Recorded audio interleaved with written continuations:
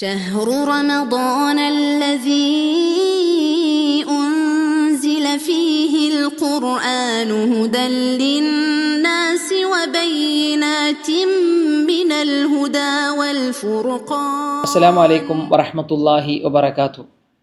الحمد لله وحده الصلاة والسلام على من لا نبي بعده وعلى آله وصحبه أجمعين أما بعد. ഏറെ സ്നേഹം നിറഞ്ഞ സഹോദരന്മാരെ സഹോദരിമാരെ, പരിശുദ്ധമായ റമളാനിൻ്റെ രാവുകളിൽ അല്പസമയം നമ്മൾ നബി സല്ലല്ലാഹു അലൈഹി വസല്ലമയുടെ ഹദീസുകൾക്ക് വേണ്ടി സമയം മാറ്റിവെക്കുന്നു. കുറച്ച് സമയം ഹദീസുകളുമായി ബന്ധപ്പെട്ട മുഹദ്ദിസുകളെയും ഹദീസ് ഗ്രന്ഥങ്ങളെയും സംബന്ധിച്ചുള്ള സംസാരങ്ങളാണ്. അതിൽ ഹദീസ് റിപ്പോർട്ട് ചെയ്യുന്ന സ്വഹാബികളെ സംബന്ധിച്ചുള്ള സംസാരമാണ്. നബി സല്ലല്ലാഹു അലൈഹി വസല്ലമയുടെ വർത്തമാനവും അതിൻ്റെ വിശദീകരണങ്ങളുമാണ്. അള്ളാഹു എളുപ്പമാക്കി നൽകുമാറാവട്ടെ. ഇന്ന് മൂന്നാമത്തെ ഈ രാവിൽ നമ്മൾ കേൾക്കുന്നത് കുതുബു സിത്തയിൽ മൂന്നാമത്തെ പ്രസിദ്ധമായ ഗ്രന്ഥമായ ഇമാം അബൂ ദാവൂദ് റഹിമഹുല്ലയുടെ സുനനിനെ സംബന്ധിച്ചാണ്. സുനനു അബി ദാവൂദ്. ആദ്യത്തെ രണ്ടും സ്വഹീഹുകളായിരുന്നു. പിന്നീട് അവിടെ നിന്നിട്ടുള്ള 4 ഗ്രന്ഥങ്ങളും സുനനുകളിലാണ് ഉൾപ്പെടുത്തിയിട്ടുള്ളത്. കുതുബു സിത്ത അല്ലെങ്കിൽ കുതുബു സുന്ന എന്ന പേരിലൊക്കെ അറിയപ്പെട്ടു. സിഹാഹു സിത്ത എന്നും ചില പണ്ഡിതന്മാർ ഇതിന് പേര് വിളിച്ചത് കാണാം. പക്ഷെ കുതുബു സിത്തയാണ് കൂടുതൽ അതിലേക്ക് അഭികാമ്യമായ അല്ലെങ്കിൽ അതിലേക്ക് ഏറ്റവും കൂടുതൽ അനുയോജ്യമായ നാമം. സിഹാഹു സിത്ത എന്നുള്ളതിൽ ചില പണ്ഡിതന്മാർ അതിനെ സംബന്ധിച്ച് പറഞ്ഞത് ആദ്യത്തെ 2 ഹദീസ് ഗ്രന്ഥങ്ങളും സ്വഹീഹാൻ, പിന്നീടുള്ള 4ലും സ്വഹീഹായതുമുണ്ട്, ദുർബലമായതുമുണ്ട്, ഹസനായ ഹദീസുകളുമൊക്കെ കാണാൻ സാധിക്കുന്നുണ്ട്. അതുകൊണ്ട് സിഹാഹ് എന്ന പേര് അതിന് നൽകേണ്ടതില്ല എന്ന് അഭിപ്രായപ്പെടുന്ന ആളുകളെയും കാണാം. ഏതായാലും സിഹാഹു സിത്ത, കുതുബു സിത്ത എന്ന പേരിൽ ഈ 6 മൂലകൃതികൾ അറിയപ്പെടുന്നത് നമുക്ക് സുപരിചിതമായ കാര്യമാണ്. അതിൽ മൂന്നാമത്തേതാണ് ഇമാം അബൂ ദാവൂദിൻ്റെ സുനനു അബി ദാവൂദ്. സുനന് അബി ദാവൂദ് എന്ന ഗ്രന്ഥത്തെ സംബന്ധിച്ച് നമ്മൾ പറയുമ്പോൾ ആ ഗ്രന്ഥകാരനായ ഇമാം അബൂ ദാവൂദ് റഹിമഹുല്ല, ലോക പ്രസിദ്ധനായ മുഹദ്ദിസാൻ, അദ്ദേഹത്തെ സംബന്ധിച്ച് പറഞ്ഞുകൊണ്ടാണ് നമ്മൾ അതിൽ നിന്നൊരു ഹദീസിനെ വിശദീകരിക്കാൻ പോകുന്നത്. സുമ്മ ഇന്ന അലൈന ബയാന. ഏതൊരു ഹദീസും അല്ലാഹു സുബ്ഹാനഹു വ തആലയുടെ വിശദീകരണമാണ്, ഖുർആനിൻ്റെ വിശദീകരണമാണ്. അപ്പോൾ ആ വിശദീകരണങ്ങളെ നിലനിർത്താനും ആ വിശദീകരണങ്ങൾക്ക് വേണ്ടി അധ്വാനം ചെലവഴിച്ചതും അവരുടെ ജീവിതത്തിലെ നിസ്തുലമായ സേവനങ്ങളാണ്. അള്ളാഹു സ്വീകരിക്കുമാറാവട്ടെ, അള്ളാഹു അവർക്ക് റഹ്മത്ത് ചൊരിയുമാറാവട്ടെ. ആരാണ് അബൂ ദാവൂദ് റഹിമഹുല്ല? അബൂ ദാവൂദ് റഹിമഹുല്ലയെ സംബന്ധിച്ച് പറയുമ്പോൾ അദ്ദേഹത്തിൻ്റെ മുഴുവൻ പേര് അൽ ഹാഫിൽ, അൽ ഇമാം അൽ ഹാഫിൽ. എല്ലാ മുഹദ്ദിസുകളെയും, നമ്മൾ കഴിഞ്ഞു പോയ എല്ലാ മുഹദ്ദിസുകളെയും സംബന്ധിച്ച് സംസാരിച്ചതുപോലെ ഇവരുടെ ചരിത്രം രേഖപ്പെടുത്തപ്പെട്ടപ്പോൾ ചരിത്രകാരന്മാർ രേഖപ്പെടുത്തിയ കാര്യമാണ് അൽ ഇമാം അൽ ഹാഫിൽ എന്ന് പറഞ്ഞ ഒരു സ്ഥാനം. വിശുദ്ധ ഖുർആനിലും ഹദീസുകളിലുമുള്ള അവരുടെ അവഗാഹമാണ് അത് സൂചിപ്പിക്കുന്നത്. പാണ്ഡിത്യത്തെയാണ് ആ വരി സൂചിപ്പിച്ചത്. അബൂ ദാവൂദും അൽ ഇമാം അൽ ഹാഫിൽ. അബൂ ദാവൂദ് അദ്ദേഹത്തിൻ്റെ കുനിയയാണ്. അദ്ദേഹത്തിൻ്റെ യഥാർത്ഥ പേര് സുലൈമാൻ ഇബ്നുൽ അശ്അസ് അസ്സിജിസ്താനി. സുലൈമാൻ ഇബ്നുൽ അശ്അസ് ഇബ്നു ഇസ്ഹാഖ് ഇബ്നു ബഷീർ അസ്സിജിസ്താനി. അദ്ദേഹത്തിൻ്റെ പിതാമഹനും അതിൻ്റെ പിതാവും അതാണ് ഇസ്ഹാഖ് ഇബ്നു ബഷീർ. അദ്ദേഹത്തിൻ്റെ പേര് സുലൈമാൻ ഇബ്നു അശ്അസ്. ഉപ്പ അശ്അസാൻ, അദ്ദേഹത്തിൻ്റെ ഉപ്പയുടെ ഉപ്പ ഇസ്ഹാഖാൻ, അദ്ദേഹത്തിൻ്റെ പിതാവ് ബഷീറാൻ. നാട് സിജിസ്ഥാൻ എന്ന് പറയുന്ന നാടാണ്. സിജിസ്ഥാനി എന്ന പേരിൽ അറിയപ്പെടാനുള്ള കാരണം ഇന്ന് ഇപ്പോൾ നമുക്കറിയാം അഫ്ഗാനിസ്ഥാൻ്റെ തെക്ക് പടിഞ്ഞാറ് ഭാഗത്ത് സ്ഥിതി ചെയ്യുന്ന നാടാണ് സിജിസ്ഥാൻ എന്ന് പറയുന്ന നാട്. അഥവാ ഈ കാബൂളിലെ അറിയപ്പെട്ട ഒരു പട്ടണം. കാബൂളൊക്കെ നമുക്ക് സുപരിചിതമാണ്. അവിടുത്തെ അറിയപ്പെട്ട ഒരു സിറ്റിയാണ് സിജിസ്ഥാൻ എന്ന് പറയുന്നത്. ഏതായാലും കാലങ്ങൾക്ക് മുമ്പേ മഹാനായ അബൂ ദാവൂദ് റഹിമഹുല്ല ഭൂജാതനാവുന്നത് ആ ഒരു നാട്ടിലാണ്. അമീറുൽ മുഅ്മിനീൻ ഉമർ റളിയല്ലാഹു അൻഹുവിൻ്റെ കാലഘട്ടത്തിൽ ആണ് ശരിക്ക് ഈ സിജിസ്ഥാൻ എന്നൊക്കെ പറയുന്ന നാടുകൾ ഇസ്ലാമിലേക്ക് കടന്നു വരുന്നത്. ശരിക്കും ഇസ്ലാമിക രാജ്യമായി മാറുന്നതൊക്കെ അപ്പോഴാണ്. ഹിജ്റ 202 അദ്ദേഹം ജനിച്ചു എന്നാണ് ചരിത്രകാരന്മാർ രേഖപ്പെടുത്തിയത്. ഹിജ്റ 202. അത് അബൂ ദാവൂദ് റഹിമഹുല്ലനെ ഒരിക്കൽ പറയുന്നതായിട്ട് അദ്ദേഹത്തിൻ്റെ പ്രിയപ്പെട്ട ശിഷ്യന്മാരിൽപ്പെട്ട ഒരാളാണ് അബൂ ഉബൈദ് അൽ ആജുരി. അബൂ ഉബൈദ് അൽ ആജുരിയൊക്കെ അബൂ ദാവൂദ് റഹിമഹുല്ലയുടെ കൃതികൾക്ക് ചെയ്ത സേവനങ്ങൾ വളരെ വിശാലമാണ്. അപ്പോൾ പ്രിയപ്പെട്ട ശിഷ്യഗണങ്ങളിൽ ഒരാളാണ് അദ്ദേഹം. അതുകൊണ്ട് അദ്ദേഹം തന്നെ പറഞ്ഞു, ഒരിക്കൽ അബൂദാവൂദ് റഹിമഹുല്ല പറയുന്നതായിട്ട് ഞാൻ കേട്ടിട്ടുണ്ട്, ഞാൻ 200 ഹിജറ 200 ഞാൻ ജനിച്ചത് എന്നാണ്.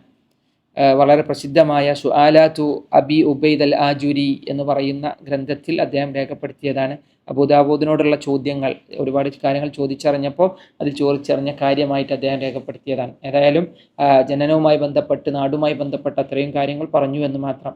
അറിവിനോട് നല്ല സ്നേഹമുള്ള, അറിവ് നേടിയെടുക്കാൻ നല്ല ത്വരയും ആവേശവുമുള്ള ആളുകളുടെ കൂട്ടത്തിൽപ്പെട്ട ഒരാളായിരുന്നു ഇമാം അബൂദാവൂദ് റഹിമഹുല്ലയും. അങ്ങനത്തെ ഒരു കുടുംബത്തിലാണ് അദ്ദേഹം വളർന്നത് എന്നാണ് അതിൻ്റെ ഒരു കാരണം. കാരണം നമ്മളിതിനു മുന്നേ ഇമാം മുസ്ലിമിൻ്റെയും ഇമാം ബുഖാരിയുടെയും ഒക്കെ ചരിത്രം പരിശോധിച്ചപ്പോൾ നമ്മൾ മനസ്സിലാക്കി, അറിവിനോട് താല്പര്യവും ഇഷ്ടവും സ്നേഹവും അതിനോട് ബഹുമാനവുമുള്ള ഒരു കുടുംബം, അതല്ലെങ്കിൽ ഒരു ചുറ്റുപാട്, അല്ലെങ്കിൽ അത്തരത്തിലുള്ളൊരു സൗഹൃദ വലയം, അതാണ് അവരെ ഈ ഒരു വലിയ ഉദ്യമങ്ങളിലേക്ക് നയിച്ചത് എന്നുള്ളത് ഞാൻ നിങ്ങൾ മനസ്സിലാക്കേണ്ട ഒരു പ്രധാനപ്പെട്ട കാര്യമാണ്. അബൂദാവൂദ് റഹിമഹുല്ലയുടെ ഉപ്പ നമ്മൾ പറഞ്ഞാൽ അഷ്അസ് ബിൻ ഇസ്ഹാഖ്, അദ്ദേഹം ഹമ്മാദ് ബിൻ സെയ്ദ് റഹിമഹുല്ലയുടെ ഒക്കെ റാവിമാരിൽപ്പെട്ട ഒരാളാണ്. ഹദീസ് ഇങ്ങനെ റിവായത്ത് ചെയ്യുമ്പോൾ ഹമ്മാദ് ബിൻ സെയ്ദ് റഹിമഹുല്ലയുടെ ഒക്കെ റാവിമാരുടെ കൂട്ടത്തിൽ ഇദ്ദേഹത്തിൻ്റെ പേര് കാണാം. സുലൈമാൻ ബിൻ അഷ്അസ് എന്ന് പറഞ്ഞ അബൂദാവൂദിൻ്റെ ഉപ്പയുടെ പേര്. ഇദ്ദേഹത്തിൻ്റെ സഹോദരൻ, അബൂദാവൂദിൻ്റെ സഹോദരനും ഒരു മുഹദ്ദിസാൻ, ഹദീസുകൾ റിവായത്ത് ചെയ്തിട്ടുണ്ട്. ഒരുപാട് ഹദീസുകൾ അദ്ദേഹത്തിൻ്റെ സഹോദരനിലും നമുക്ക് കാണാനും വായിക്കാനും സാധിക്കുന്ന കാര്യമാണ്. ഏതായാലും തുടക്കകാലത്ത് നല്ലോണം താല്പര്യം അറിവ് നേടുന്നതിലും ഹദീസ് ശേഖരിക്കുന്നതിലും അദ്ദേഹത്തിനുണ്ടായിരുന്നു.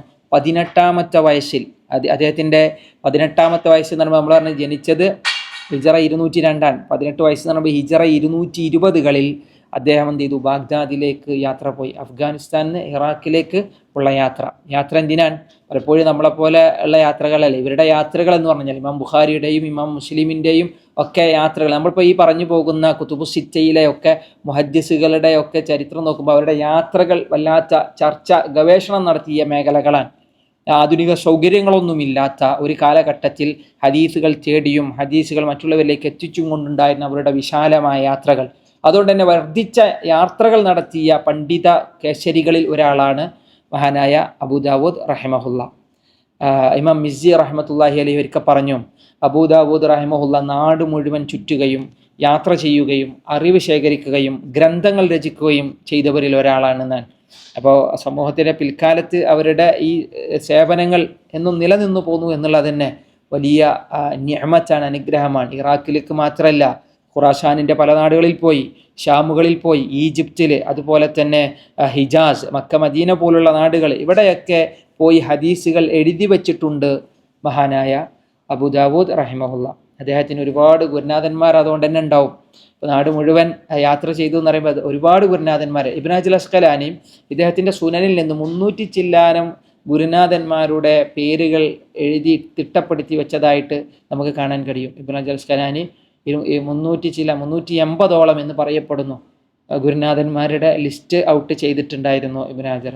അതൊന്നുമല്ല, അതിനപ്പുറത്തേക്ക് ഗുരുനാഥന്മാർ അവർക്കുണ്ടാകും. ഏതായാലും തഹദീബ് പോലുള്ള മഹാകൃതികളിൽ അവരെ സംബന്ധിച്ച് രേഖപ്പെടുത്തിയത് അതാണ്. പ്രധാനപ്പെട്ട ഉസ്താദുമാരാരൊക്കെയെന്ന് ചോദിച്ചു കഴിഞ്ഞാൽ, നമ്മൾ ഇമാം ബുഖാരിയുടെ ഉസ്താദിനെ പറ്റി പറഞ്ഞല്ലോ, മുസദ്ദദ് ബിൻ മുസർഹദ് അബൂദാവൂദിൻ്റെയും ഷെയ്ഖാണ്. മാത്രമല്ല യഹ്യ ബിൻ മഈൻ, ലോകപ്രസിദ്ധനായ ഹദീസ് നിദാന ശാസ്ത്രത്തിലൊക്കെ ഏറെ നമ്മൾ കേട്ട് പരിചയിക്കുന്ന ഒരു നാമമാണ് യഹ്യ ബിൻ മഈൻ. യഹ്യ ബിൻ മഈനിനെ പോലുള്ള ഗുരുനാഥന്മാർ അബൂദാവൂദിനുണ്ടായിരുന്നു. അലി ഇബ്നു അബ്ദില്ല അൽ മദീനി, അബ്ദില്ല അൽ മദീനി എന്നുള്ള പേരിലൊക്കെ അറിയപ്പെട്ട അലി ഇബ്നു അബ്ദില്ല അൽ മദീനി റഹിമഹുല്ല അദ്ദേഹത്തിൻ്റെ ഗുരുനാഥനാണ്.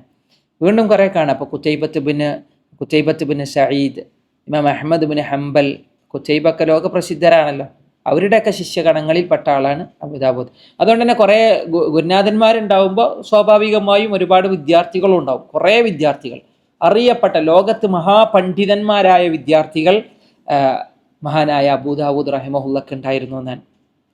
പലപ്പോഴും ഗുരുനാഥന്മാരെ കവച്ചു വെക്കുന്ന വിദ്യാർത്ഥികൾ എന്നൊക്കെ വേണമെങ്കിൽ പറയാം. ഇമാം തുർമുദിയെ പോലെ, ഇമാം നസായിയെ പോലെ, അബു അവാൻ അൽ അസ്വറാനിയെ പോലെ, അബൂബക്കർ ബിൻ അബി ഷൈബയെ പോലെ, അബൂ ബിശ്ർ അദ്ദുലാബിയെ പോലെ, ഇവരൊക്കെ മുഹദ്ദിഥീങ്ങൾ. ഇവർക്കൊക്കെ ഒരുപാട് ഹദീസ് ഗ്രന്ഥങ്ങളുണ്ട്. ഇൻഷാ അല്ലാഹ് അവിടെ ഹദീസ് ഗ്രന്ഥങ്ങളെ സംബന്ധിച്ചൊക്കെ നമ്മൾ എന്ത് ചെയ്യും, സംസാരിച്ചു പോരും. അപ്പോൾ ഈ പേരുകൾ കുറച്ചും കൂടി നമുക്ക് ഫെമിലിയറായി പോകുമെന്നുള്ളതാണ് വിശ്വസിക്കുന്നത്. അള്ളാഹു എളുപ്പമാക്കി തരുമാറാവട്ടെ. എന്തായാലും ഈ നാമങ്ങളൊക്കെ എന്ന് പറഞ്ഞു കഴിഞ്ഞാൽ അത് ഹദീസുമായി ബന്ധപ്പെട്ടിട്ടുള്ള നാമങ്ങളാണ്. നബി സല്ലല്ലാഹു അലൈഹി വസല്ലമയുടെ ഹദീസുകൾ ക്രോഡീകരിച്ച് വെക്കാൻ കാണിച്ച തൻ്റെടം കാണിച്ച മഹത്തുക്കളുടെ പേരുകളാണ്. ഏതായാലും ഹദീസ് പണ്ഡിത നേതാക്കളിൽ അറിയപ്പെട്ട പ്രധാനികളായ പണ്ഡിതന്മാരിൽ മുഹദ്ദിസുകളിൽ ഒരാളാണല്ലോ ഇമാം അബൂദാവൂദ് റഹിമഹുല്ല.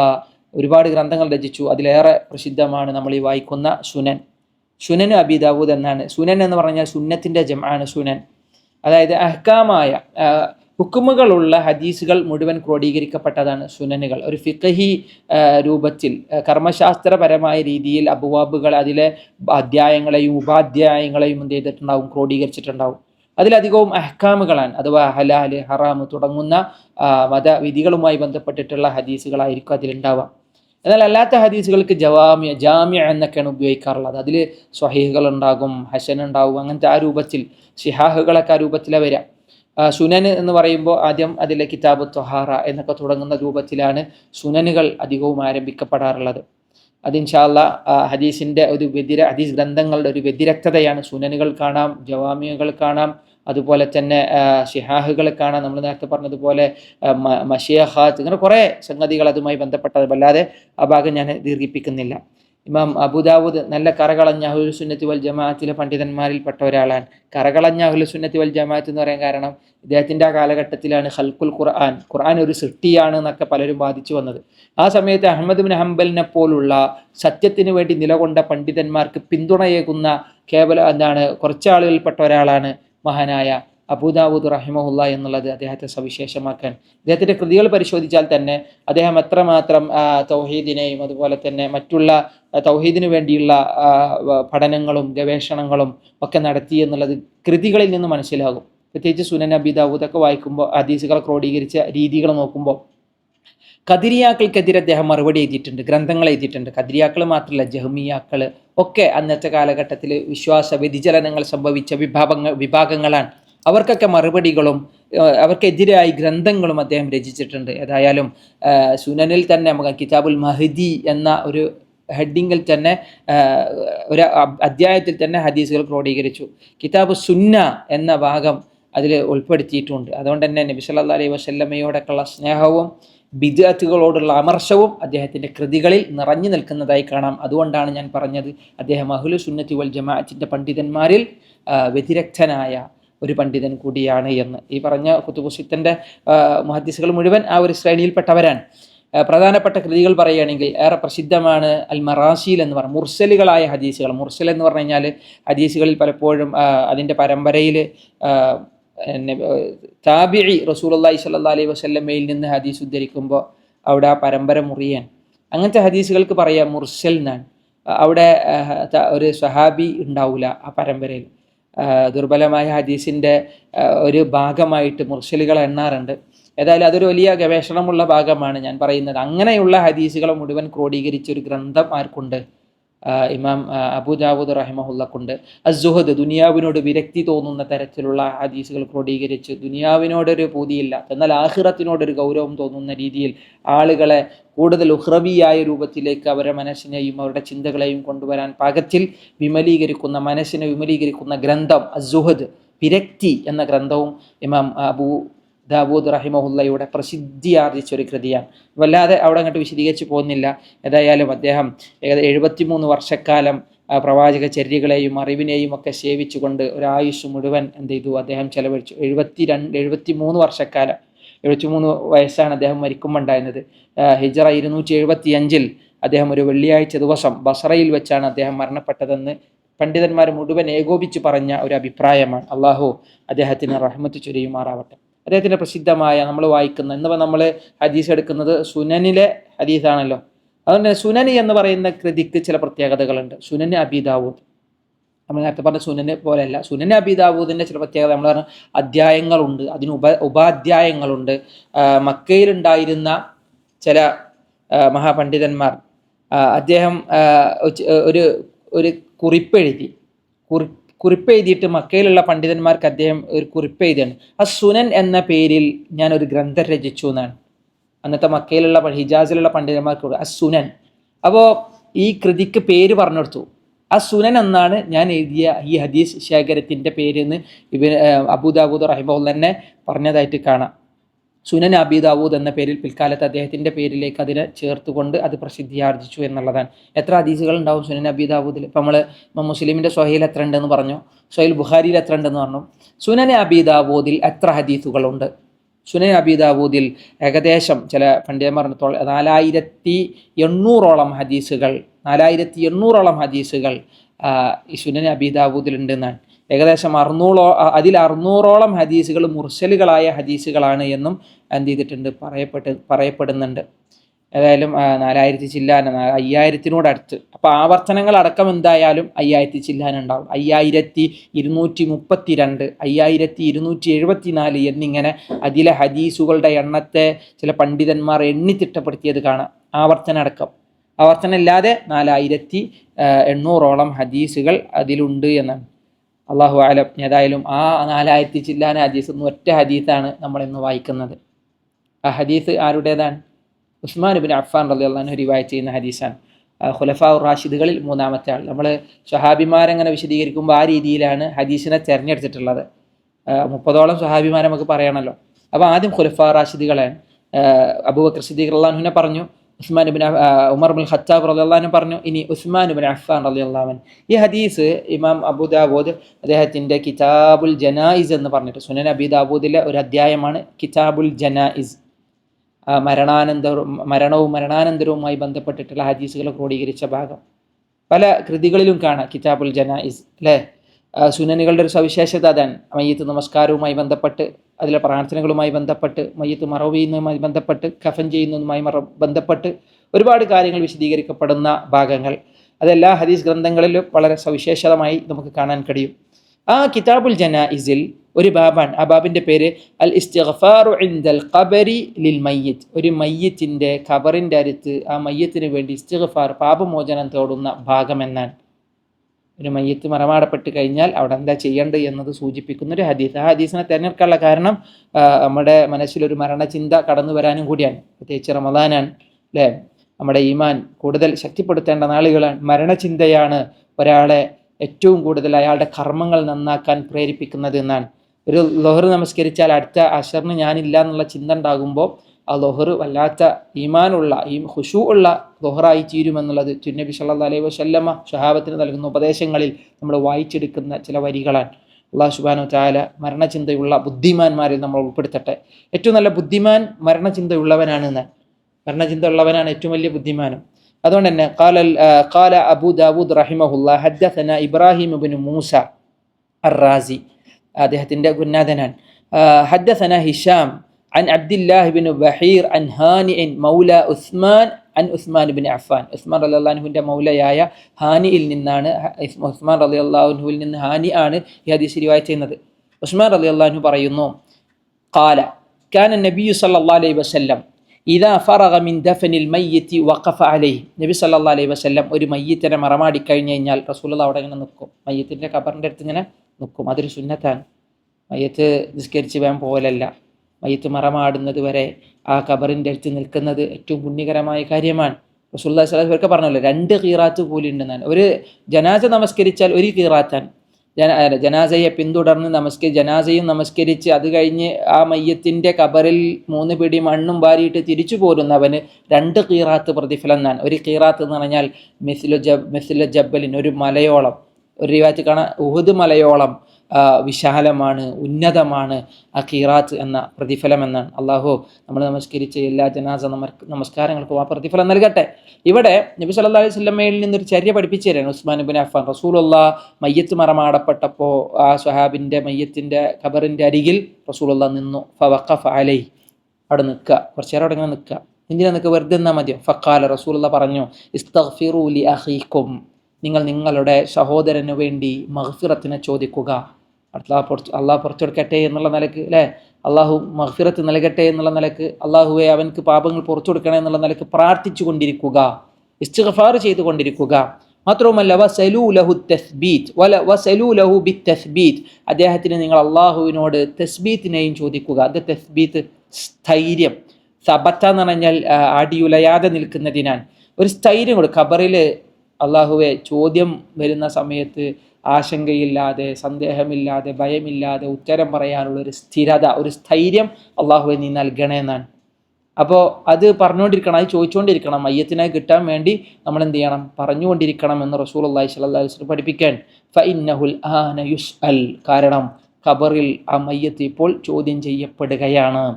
ഖബറിൽ ചോദ്യം ചെയ്യപ്പെടുമെന്ന് സൂചിപ്പിക്കുന്ന ഒരു ഹദീസാണ്. നമ്മുടെ ബർസഖ് ജീവിതത്തെ ഓർമ്മിപ്പിക്കുന്ന, അങ്ങനെ ഒരു ഹയാത്ത് ഖബറിൽ ഒരു മനുഷ്യൻക്ക് വരാനുണ്ട് എന്ന് പഠിപ്പിക്കുന്ന ഹദീസിനെയാണ് ഉസ്മാൻ ഇബ്നു അഫ്ഫാൻ റളിയല്ലാഹു അൻഹു നമ്മളെ കേൾപ്പിക്കുന്നത്. പ്രിയപ്പെട്ടവരെ, ഹദീസിൻ്റെ വിശദീകരണം വളരെ ഹ്രസ്വമായി നമുക്കതിനെ നിർവഹിക്കാം. അതിനു മുമ്പ് ഈ ഹദീസിൽ റിവായത്ത് ചെയ്ത സ്വഹാബിനെ പറ്റി പറയണ്ടേ. ഉസ്മാൻ ഇബ്നു അഫ്ഫാൻ ആരാണ്? ഉസ്മാൻ ഇബ്നു അഫ്ഫാൻ. ഉസ്മാൻ ഇബ്നു അഫ്ഫാൻ റളിയല്ലാഹുവിൻ്റെ ചരിത്രം കേൾക്കുമ്പോൾ നമ്മൾ വല്ലാത്ത വൈകാരികമായി, ഒരു പക്ഷേ അല്ലേ, ഏതൊരു മനുഷ്യ മനസ്സിനെയും വേദനിപ്പിക്കുന്ന കൊലപാതകമാണ് ഉസ്മാൻ ഇബ്നു അഫ്ഫാൻ റളിയല്ലാഹു അൻഹുവിനെ അന്ന് ദാരുണമായി ഉണ്ടായത് എന്നുള്ളത് ചരിത്രം വായിച്ച് നമ്മൾ തിരിച്ചറിഞ്ഞതാണ്. ഉസ്മാൻ ഇബ്നു അഫ്ഫാൻ റസൂലുള്ളാഹിക്ക് ഭയങ്കര ഇഷ്ടമായിരുന്നു. റസൂലുള്ളാഹി സ്വല്ലല്ലാഹു അലൈഹി വസല്ലം ഭയങ്കര ഇഷ്ടം എന്ന് പറയാൻ കാരണം ദുന്നൂറൈൻ, ഏറ്റവും പ്രധാനപ്പെട്ട കാര്യമാണ് ദുന്നൂറൈൻ, രണ്ട് പ്രകാശമുള്ളവൻ എന്ന കീർത്തി ഉസ്മാൻ ഇബ്നു അഫ്ഫാനാണ്. നബിയുടെ രണ്ട് പെൺമക്കളെയും വിവാഹം ചെയ്ത ആൾ എന്നുള്ള നിലക്ക്. ഉസ്മാൻ ഇബ്നു അഫ്ഫാൻ്റെ മുഴുവൻ പേര് പറയാം. ആദ്യം ഉസ്മാൻ ഇബ്നു അഫ്ഫാൻ ഇബ്നു അബിൽ ആസ് ഇബ്നു ഉമയ്യ ഇബ്നു അബ്ദിശംസ് ഇബ്നു അബ്ദി മനാഫ് റളിയല്ലാഹു അൻഹു. ഉസ്മാൻ ഇബ്നു അഫ്ഫാൻ്റെ മുഴുവൻ പേര് അതാണ്. അബ്ദിശംസ് കുടുംബത്തിലാണ്. മാത്രവുമല്ല അബ്ദുമനാഫ് അല്ലെ, അബ്ദുമനാഫ് കുടുംബത്തിലാണ്. ഖുറൈശിയാണ്. വളരെ കീർത്തിയുള്ള, നല്ല ഒരുപാട് മഹത്വമുള്ള ഒരു പരമ്പര ഉസ്മാൻ ഇബ്നു അഫ്ഫാൻ ഉണ്ട്. അതുകൊണ്ടാണ് നമ്മൾ ആ പേര് വായിച്ചപ്പോൾ ശ്രദ്ധിച്ചത്. ഉസ്മാൻ ഇബ്നു അഫ്ഫാൻ ഇബ്നു അബിൽ ആസ്, അബുൽ ആസക്കാരാണ്. മാത്രവുമല്ല ഇബ്നു ഉമയ്യ ഇബ്നു അബ്ദിശംസ്, അന്നത്തെ അറിയപ്പെട്ട ഖുറൈശികളിൽ നല്ല യുദ്ധപാടവമുള്ള, തന്ത്രശാലികളായ, നല്ല നിലയും നല്ല സ്ഥാനവുമുള്ള ആളുകളായിരുന്നു. അവരുടെ പരമ്പരയിലൂടെയാണ് ഉസ്മാൻ ഇബ്നു അഫ്ഫാനും കടന്നു വരുന്നത്. ധനികനായിരുന്നു, നല്ല സമ്പന്നനായിരുന്നു, പ്രമാണിയായിരുന്നു. അബു അംർ, അബു അബ്ദില്ല, അബു ലൈല എന്നൊക്കെ കുനിയത്തുകൾ, അപരനാമങ്ങൾ, വിളിപ്പേരുകൾ മഹാനായ ഉസ്മാൻ ഇബ്നു അഫ്ഫാൻ റളിയല്ലാഹു അൻഹുവിനുണ്ടായിരുന്നു. ഏറ്റവും കൂടുതൽ അറിയപ്പെട്ട ഒരു പേര് എന്ന് പറയുന്നത് ദുന്നൂറൈനാണ്. ദുന്നൂറൈൻ മാത്രമല്ല, അമീറുൽ മുഅ്മിനീൻ എന്ന പേരും ഉസ്മാൻ ഇബ്നു അഫ്ഫാൻ ഉണ്ടായിരുന്നു. നമ്മൾ പറഞ്ഞു ഉമർ റളിയല്ലാഹുവിന് ശേഷം പിന്നെ ഖലീഫമാരിൽ പലരും അമീറുൽ മുഅ്മിനീൻ എന്നുള്ള കീർത്തിക്ക് വന്നിട്ടുണ്ട്. ഏറ്റവും കൂടുതൽ അറിയപ്പെട്ടത് ഉമർ റളിയല്ലാഹു അൻഹു ആണെന്നാണ്. നബി സല്ലല്ലാഹു അലൈഹി വസല്ലമയുടെ പ്രായം, അതുപോലെ ഉസ്മാൻ റളിയല്ലാഹു അൻഹുവിൻ്റെ പ്രായമൊക്കെ വെച്ച് നോക്കുമ്പോൾ ആനക്കലഹം നടന്നതിന് ശേഷം, ആമിൽ ഫീലിൻ്റെ ശേഷം 6 വർഷം കഴിഞ്ഞിട്ടാണ് ഉസ്മാൻ റളിയല്ലാഹു അൻഹു ജനിക്കുന്നത്. നമ്മൾ അബൂബക്കർ സിദ്ദീഖ് റളിയല്ലാഹുവിൻ്റെ ചരിത്രം പറഞ്ഞു, ജനിച്ച വർഷം പറഞ്ഞു. ഉമർ റളിയല്ലാഹു അൻഹു ജനിച്ച വർഷം പറഞ്ഞു അല്ലേ. അബൂബക്കർ സിദ്ദീഖ് റളിയല്ലാഹു അൻഹുവിനേക്കാളും ഇളയതാണ് ഉസ്മാൻ റളിയല്ലാഹു അൻഹു. 6 വർഷം കഴിഞ്ഞിട്ടാണ് ജനിക്കുന്നത്. ആനക്കലഹം കഴിഞ്ഞ് അല്ലെങ്കിൽ നബി സല്ലല്ലാഹു അലൈഹി വസല്ലം ജനിച്ചതിന് ശേഷം 2-2.5 വർഷം കഴിഞ്ഞിട്ടാണ് അബൂബക്കർ സിദ്ദീഖ് റളിയല്ലാഹു അൻഹു ജനിച്ചത്. ഏതായാലും നമ്മൾ ആ ഭാഗങ്ങൾ ഒക്കെ വിശദീകരിച്ചതാണ്. ഉസ്മാൻ റളിയല്ലാഹു അൻഹുവിൻ്റെ പ്രായം ഏകദേശം നമുക്ക് മനസ്സിലാവും. നബിയേക്കാളും ഏകദേശം ഒരു 5 വയസ്സ് കുറവാണ് എന്നർത്ഥം സല്ലല്ലാഹു അലൈഹി വസല്ലം. തിരുനബി സല്ലല്ലാഹു അലൈഹി വസല്ലമയുടെ അനുചരന്മാരിൽ സമ്പന്നരായ കുറേ സ്വഹാബിമാരുണ്ട്. അക്കൂട്ടത്തിൽ ഒരാളായിരുന്നു ഉസ്മാൻ റളിയല്ലാഹു അൻഹുവും. നല്ല സ്വഭാവ മഹിമ കൊണ്ട് ആളുകളുടെ ഇഷ്ടഭാജനമായിരുന്നു മഹാനായ ഉസ്മാൻ റളിയല്ലാഹു അൻഹു. ആ സ്വഭാവം കൊണ്ടാണ് റസൂലുള്ളാഹി 2 പെൺകുട്ടികളെ കല്യാണം കഴിച്ചു കൊടുത്തത്. അതെപ്പോഴാണ്? റുഖയ്യ, ഉമ്മു കുൽസൂം. ചരിത്രം ഒരു വശം നമുക്കറിയാം. സൂറത്തു ലഹബ് അല്ലെങ്കിൽ സൂറത്തുൽ മസദ് അല്ലെങ്കിൽ സൂറത്തു തബ്ബത്ത് അവതരിച്ചപ്പോൾ അബൂലഹബ് തൻ്റെ 2 മക്കളോടും പറഞ്ഞു, നിങ്ങൾ നിങ്ങളുടെ ഭാര്യമാരെ തലാഖ് ചെയ്യണം, മോചിപ്പിക്കണം. കാരണം എന്താ, ഇനി എൻ്റെ വീട്ടിൽ എന്നെ ആക്ഷേപിക്കുന്ന, എന്നെ ചീത്ത വിളിക്കുന്ന ഒരാളുടെ മക്കളെ ഞാൻ ഒരിക്കലും എൻ്റെ വീട്ടിൽ എൻ്റെ വീട്ടിൽ ഒരിക്കലും നിലനിർത്തൂല എന്ന് പറഞ്ഞു. ഞാൻ ഉത്ബ, ഉത്തൈബ, അബൂലഹബിൻ്റെ 2 ആൺകുട്ടികളാണ്. ഉത്ബ വിവാഹം കഴിച്ചത് റുഖയ്യ റളിയല്ലാഹു അൻഹയെയാണ്. ഉത്തൈബ വിവാഹം കഴിച്ചത് റസൂലുള്ളാഹി സ്വല്ലല്ലാഹു അലൈഹി വസല്ലമയുടെ മറ്റൊരു മകൾ ഉമ്മു കുൽസൂമിനെയുമാണ്. 2 പേരെയും അവരെന്ത് ചെയ്തു? ഒഴിവാക്കി. പക്ഷേ അത് റസൂലുള്ളാഹിക്ക് ആശ്വാസവും എന്നാൽ അബൂലഹബിനെ സംബന്ധിച്ചിടത്തോളം അത് വല്ലാത്ത അമർഷവുമായിരുന്നു എന്നുള്ളത് ചരിത്രം നമ്മൾ വായിച്ചപ്പോൾ മനസ്സിലാക്കിയവരാണ്. നബി സല്ലല്ലാഹു അലൈഹി വസല്ലമ റുഖിയ്യയെ പിന്നീട് ഉസ്മാൻ ഇബ്നു അഫ്ഫാൻ റളിയല്ലാഹു അൻഹു വിവാഹം ചെയ്തു കൊടുത്തു. അവരുമായി അബീസീനിയയിലേക്ക് ഹിജറ പോവുകയും ചെയ്തു. പിന്നീട് അവർ രോഗം ബാധിക്കുകയും അസുഖം ബാധിക്കുകയും ഏകദേശം ആ ബദർ യുദ്ധം നടക്കുന്ന സമയത്ത് അവർ മരണപ്പെടുകയും ചെയ്തു എന്നാണ്. ബദർ യുദ്ധത്തിൽ ഉസ്മാൻ റളിയല്ലാഹു അൻഹു പങ്കുചേർന്നിട്ടില്ല. കാരണം അന്ന് ആ യുദ്ധത്തിൽ വരുന്നതിനേക്കാൾ നബിയുടെ മകളെ ശുശ്രൂഷിക്കുവാനും അവരെ സേവിക്കുവാനും ഉസ്മാൻ ഇബ്നു അഫ്ഫാൻ റളിയല്ലാഹു അൻഹുവിന് റസൂലുള്ളാഹി സ്വല്ലല്ലാഹു അലൈഹി വസല്ലം നിർദ്ദേശം കൊടുക്കുകയാണ്. പിന്നീട് അവർ മരണപ്പെട്ടതിന് ശേഷം റസൂലുള്ളാഹി സ്വല്ലല്ലാഹു അലൈഹി വസല്ലം ഉമ്മു കുൽസൂമിനെ കൂടി അദ്ദേഹത്തിന് വിവാഹം ചെയ്തു കൊടുത്തു. ഒരിക്കൽ റസൂലുള്ളാഹി പറഞ്ഞും ചെയ്തു, ഇനിയും എനിക്ക് പെൺമക്കളുണ്ടെങ്കിൽ ഞാൻ ഉസ്മാനിനെ കൊണ്ട് വിവാഹം ചെയ്തു കൊടുക്കുമായിരുന്നു. അത് ഉസ്മാൻ റളിയല്ലാഹു അൻഹുവിനോടുണ്ടായിരുന്ന സ്നേഹവും ആ സ്വഹാബത്തിൻ്റെ ജീവിതത്തിലുണ്ടായിരുന്ന സ്വഭാവ മഹിമയുമാണ് എന്നുള്ളതാണ് നമ്മൾ ഓർമ്മിപ്പിക്കുന്നത്. പക്ഷേ ഖവാരിജുകൾ അദ്ദേഹത്തിന് ഈമാൻ പോരാന്നും അഥവാ നല്ലവനല്ല എന്നും പറഞ്ഞിട്ട് ആടുമാടൊട്ടകങ്ങൾ അറുക്കുന്നത് പോലെ അദ്ദേഹത്തെ കൊല ചെയ്യുകയാണ് ഉണ്ടായത് എന്നുള്ളത് ചരിത്രത്തിൽ നമ്മൾ മനസ്സിലാക്കിയതാണ്. അല്ലാഹു സുബ്ഹാനഹു തആല മഹാനായ ഉസ്മാൻ ഇബ്നു അഫ്ഫാൻ റളിയല്ലാഹു അൻഹുവിന് റഹ്മത്ത് ചൊരിയുമാറാവട്ടെ. സ്വർഗ്ഗമാണ് എന്നുള്ളത് ഉറപ്പാണ്. കാരണം സ്വർഗ്ഗം കൊണ്ട് സന്തോഷ വാർത്ത അറിയിക്കപ്പെട്ടു. റസൂലുള്ളാഹി പറഞ്ഞല്ലോ, അബൂബക്കറും ഫിൽ ജന്ന, ഉമറും ഫിൽ ജന്ന, വ ഉസ്മാനും ഫിൽ ജന്ന. ഉസ്മാൻ റളിയല്ലാഹു അൻഹു സ്വർഗ്ഗാവകാശിയാണ്, സ്വർഗ്ഗം കൊണ്ട് സന്തോഷ വാർത്ത അറിയിക്കപ്പെട്ടവനാണ്. ഒരിക്കൽ ഉഹദ് മലയിൽ കയറുമ്പോൾ ഉമറുണ്ട്, കൂടെ അബൂബക്കറുമുണ്ട്, നബി സല്ലല്ലാഹു അലൈഹി വസല്ലമയോടൊപ്പം കൂടെ ഉസ്മാനുമുണ്ട്. ഉഹദ് മലയൊന്ന് പ്രകമ്പനം കൊണ്ടു. റസൂലുള്ളാഹി പറഞ്ഞു, ഉസ്ബുത്തിയ ഉഹദ്, ഉഹദേ നീ ഒന്ന് അടങ്ങണം. ഫഇന്ന അലൈകി അബൂബക്കറു ഫഇന്ന അലൈകി നബിയുൻ വ അബൂബക്കർ വ ഷഹീദാൻ. നിന്റെ മുകളിൽ നബിയുണ്ട്, നിന്റെ മുകളിൽ അബൂബക്കറുണ്ട്, 2 ഷഹീദുമാരും നിന്റെ മുകളിലുണ്ട് എന്ന് പറഞ്ഞു. ഞാൻ അവിടെ അബൂബക്കറിനും അവിടെ അബൂബക്കർ സിദ്ദീഖ് റളിയല്ലാഹു അൻഹു, ഉമർ റളിയല്ലാഹു അൻഹു, ഉസ്മാൻ ഇബ്നു അഫ്ഫാൻ റളിയല്ലാഹു അൻഹു ഇവർക്കൊക്കെ ഉറപ്പാണ് ഇവർ 2 പേരും ഷഹീദാകും എന്നുള്ളത്. ആ ഷഹാദത്ത് ഏറ്റവും നല്ല നിലക്കാവട്ടെ എന്നാണ് ഉമർ റളിയല്ലാഹു അൻഹു ഒക്കെ പ്രാർത്ഥിച്ചത്. അതോടാണ് പള്ളിയിൽ കുത്തേറ്റ് കിടക്കുമ്പോൾ അബൂലുൽ മജൂസിയുടെ കടാരക്ക് പാത്രമായി ഉമർ റളിയല്ലാഹു അൻഹു പള്ളിയിൽ കിടന്നപ്പോഴും ആതിക ബീവി ഒക്കെ മടിയിൽ കിടക്കുന്ന സമയത്ത് പറഞ്ഞല്ലോ, ആതിക ബീവി പള്ളിയിലിരിക്കുന്ന സമയത്ത് പറഞ്ഞല്ലോ, ഷറഫനി, എന്നെ എൻ്റെ റബ്ബ് ആദരിച്ചിരിക്കുന്നു, കാരണം എന്നെ കൊന്നതൊരു മജൂസിയാൻ, ഒരു മുസ്ലിമല്ല എന്ന ആശ്വാസം കൊണ്ട ഉമർ റളിയല്ലാഹു അൻഹു. അതേപോലെ തന്നെയാണ് ഉസ്മാൻ റളിയല്ലാഹു അൻഹുവും. കാരണം ഖവാരിജികൾ മുഴുവൻ അദ്ദേഹത്തെ ഉപരോധിച്ചു. 30 ദിവസത്തോളം അദ്ദേഹത്തിൻ്റെ വീട്ടിൽ അദ്ദേഹത്തെ അദ്ദേഹത്തെ അവർ വളഞ്ഞു എന്നാണ്. പുറത്തിറങ്ങാൻ സാധിക്കാത്ത വിധം. വിശുദ്ധ ഖുർആൻ പാരായണം ചെയ്തുകൊണ്ടിരിക്കെ അദ്ദേഹത്തിൻ്റെ കഴുത്തിൽ കടാര കുത്തിയിറക്കിയിട്ടാണ് അദ്ദേഹത്തെ കൊല ചെയ്തത് എന്ന് ചരിത്രം നമ്മളെ ഓർമ്മിപ്പിക്കുന്നു. അല്ലാഹു സുബ്ഹാനഹു വ തആല ഉസ്മാൻ ഇബ്നു അഫ്ഫാൻ റളിയല്ലാഹു അൻഹുവിൻ്റെ ഒക്കെ വിശുദ്ധിയെ ലോകത്തെ കേൾപ്പിക്കാൻ ഈ ഒരു അവസരങ്ങൾ ഉപയോഗപ്പെടുത്തുന്നത് വലിയ അനുഗ്രഹമായി കണക്കാക്കുക. ഉസ്മാൻ ഇബ്നു അഫ്ഫാൻ റളിയല്ലാഹു അൻഹുവുമായി ബന്ധപ്പെട്ടിട്ട് കുറേ കാര്യങ്ങൾ ഇൻഷാ അല്ലാഹ് ചരിത്രത്തിൽ വായിക്കാം. നമ്മൾ തൽക്കാലം അവിടെ ഹ്രസ്വമാക്കി അവിടെ അതിനെ ഒരു വിരാമം കുറിച്ചു എന്ന് മാത്രം. അദ്ദേഹം റിവായത്ത് ചെയ്ത ഹദീസ് മറന്നുപോയിട്ടില്ല എന്ന് വിചാരിക്കുന്നു.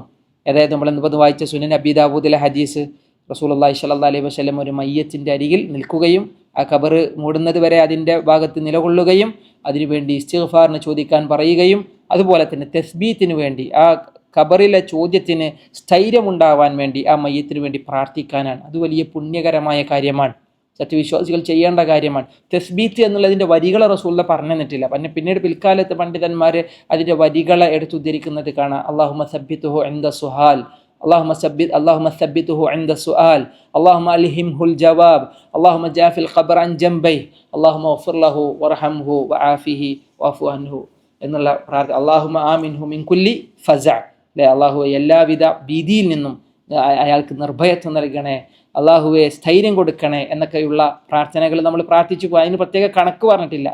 എത്ര നേരവും കുറേ നേരം അതിന് ചോദിക്കാം, അത് പറഞ്ഞുകൊണ്ട് അവിടെ ഇരിക്കാം, അവിടെ നിലകൊള്ളാമെന്നാണ്. പിന്നീട് ആ മറമാടി കഴിഞ്ഞതിന് ശേഷമാണ് അവിടുന്ന് എന്ത് ചെയ്യേണ്ടത്, ഒരാൾ പിരിഞ്ഞു പോരേണ്ടത് എന്നാണ്. എന്ന് കരുതി അവിടെ ഇനി പ്രാർത്ഥന പറ്റും, റസൂലുള്ളാഹി പറഞ്ഞ ഈ പ്രാർത്ഥനകൾ പറ്റും.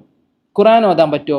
കുറേ ആൾക്കാരെ കാണാം, ഖബർ മൂടുന്ന സമയത്ത് തന്നെ ഖത്തപ്പുര കെട്ടിയിട്ട് ഖുർആൻ ഓതും, കുറേ ഖത്മ ചെയ്യും. ഖത്മപുര അല്ലേ, ഒരിക്കലും ഇസ്ലാമിന് അതിൻ്റെ തെളിവില്ല. ഖബറുകളല്ല ഖുർആൻ ഓതേണ്ടത് വീട്ടിൻ്റെ അകങ്ങളിലാണ്, പള്ളികളിലാണ്. നബി സല്ലല്ലാഹു അലൈഹി വസല്ലം പറഞ്ഞല്ലോ, ശരിക്ക് അല്ലെ, പലപ്പോഴും ഇമാം ഷാഫി റഹ്മഹുല്ലയിലേക്ക് ചേർത്തിട്ട് ഷാഫി മദ്ഹബിൽപ്പെട്ട ചില ആൾക്കാർ പറയും, ഇമാം ഷാഫി പറഞ്ഞിട്ടുണ്ട് മരിച്ചു കഴിഞ്ഞാൽ ആ മയ്യത്തിൻ്റെ അടുത്ത് എന്ത് ചെയ്യണം, ഖുർആൻ ഓതണം, പറ്റിയാൽ അതിനെ പൂർത്തീകരിക്കലാണ് ഉത്തമെന്നാണ്. എന്നിട്ട് ഇത് വെച്ചിട്ടാണ് ഖബറിങ്ങൽ ഖുർആൻ ഓതാൻ തെളിവായിട്ട് കൊണ്ടത്. രണ്ടിനും ഇത് തെളിവല്ല. നേരെ മറിച്ച് അത് നബി പറഞ്ഞ വരികളോട് വിരുദ്ധമാണ്, ഘടകവിരുദ്ധമാണ്. റസൂലുള്ളാഹി പറഞ്ഞു, നിങ്ങൾ നിങ്ങളുടെ നമസ്കാരം ഇജ്അലു മിൻ സ്വലാത്തിക്കും, നിങ്ങൾ നിങ്ങളുടെ നമസ്കാരങ്ങളിൽ നിന്ന് ചിലത് നിങ്ങൾ നിങ്ങളുടെ വീടുകളിലാക്കുക. നിങ്ങളുടെ വീടുകളെ നിങ്ങൾ ശ്മശാനങ്ങളാക്കരുത്, മക്ബറകളാക്കരുത്, ഖബറിടങ്ങളാക്കരുത്. അത് പറഞ്ഞ വരിൻ്റെ അർത്ഥം എന്താ? നിസ്കാരം വീട്ടിലാക്കാന്ന് പറഞ്ഞാൽ വീട്ടിൻ്റെ ഉള്ളിൽ കുറച്ച് ഖുർആൻ പാരായണവും ആരാധനകളും വേണം. വീടൊരിക്കലും ശ്മശാനത്ത് ഇത് പാടില്ല എന്നാണ്. ശ്മശാനത്തിലല്ല ഖുർആൻ ഓതേണ്ടത്. റസൂലുള്ളാഹി പറഞ്ഞു, നിങ്ങൾ നിങ്ങളുടെ വീടകങ്ങളിൽ സൂറത്തുൽ ബഖറ പാരായണം ചെയ്യുക. സൂറത്തുൽ ബഖറ പാരായണം ചെയ്യപ്പെടുന്ന വീട്ടിൽ നിന്ന് പിശാചുക്കൾ ഓടിമറയുമെന്നാണ്, പിശാച് അടുക്കൂല എന്നാണ്. അത് ഖബറിങ്ങലല്ല. നേരത്തെ പറഞ്ഞ ഹദീസുകളെയും ആയത്തുകളെയും ഒക്കെ ഒന്ന് ചേർത്ത് വായിച്ചു നോക്കൂ. ഒരിക്കലും ഖബറിങ്ങൽ ഖുർആൻ ഓതുവാനോ അവിടെ ഖത്മ ചെയ്ത് അവിടെ ഒരു പുര കെട്ടി ഇരുന്നിങ്ങനെ ഓതിയിരിക്കാനോ ഈ ഹദീസുകൾ തെളിവല്ല. അങ്ങനെ ആരും അതിനെ വ്യാഖ്യാനിച്ചിട്ടുമില്ല. അഹ്ലു സുന്നത്തി വൽ ജമാഅത്തിൻ്റെ പണ്ഡിതന്മാർ മുഴുവൻ പറഞ്ഞു പോകുന്നത് അവിടെ ഇസ്തിഗ്ഫാറും തസ്ബീത്തും ചോദിച്ച് ആ മയ്യത്തിനു വേണ്ടി പ്രാർത്ഥിച്ചിരിക്കാം എന്നാണ്. അല്ലാതെ ഒരിക്കലും അവിടെ ആ ഖബറിനെ കെട്ടിപ്പൊക്കി അവിടെ ഒരു വലിയ ആരാധനമായി മന്ദിരമാക്കി കൊണ്ടുപോകുവാനൊന്നും ഇത് തെളിവല്ല. അല്ലാഹു സുബ്ഹാനഹു വ തആല കൂടുതലായി ആ ഹദീസിനെ വിശദീകരിക്കാനും മനസ്സിലാക്കാനും നമുക്ക് തൗഫീക്ക് നൽകി അനുഗ്രഹിക്കുമാറാവട്ടെ. ദൈർഘ്യം കാരണം തൽക്കാലം ചുരുക്കിയെന്ന് മാത്രം. ഇൻഷാ അള്ളാഹ് ബാക്കി ഭാഗങ്ങൾ അടുത്ത ക്ലാസ്സുകളിൽ നമുക്ക് വിശദീകരിക്കാം. ഇമാം തുർമിദി റഹ്മഹുല്ലയുടെ ജാമിഇൽ നിന്ന് അല്ലെങ്കിൽ സുനനു തുർമിദിയിൽ നിന്നാണ് അടുത്ത ഹദീസ്. ഇൻഷാ അള്ളാഹ് നാളത്തെ രാവിൽ നമ്മൾ കാതോർക്കുക. അള്ളാഹു തൗഫീക്ക് നൽകുമാറാവട്ടെ. വസല്ലല്ലാഹു അലാ നബീന മുഹമ്മദ് വഅലാ ആലിഹി വസഹ്ബിഹി വസല്ലം. ജസാക്കുമുല്ലാഹു ഖൈറ. അസ്സലാമു അലൈക്കും വറഹ്മത്തുള്ളാഹി.